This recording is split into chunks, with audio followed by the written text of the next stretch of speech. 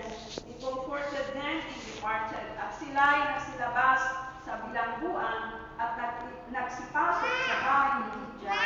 At nakita nila ang mga kapatid ay kanilang inalim sila at nagsialis. Okay, so before they leave the place of Macedonia, mga kapatid, before Paul and Silas leave the place of Macedonia, they went to say goodbye to Lydia because Lydia was a businesswoman. If you are going to read the whole chapter of 16, in Lydia,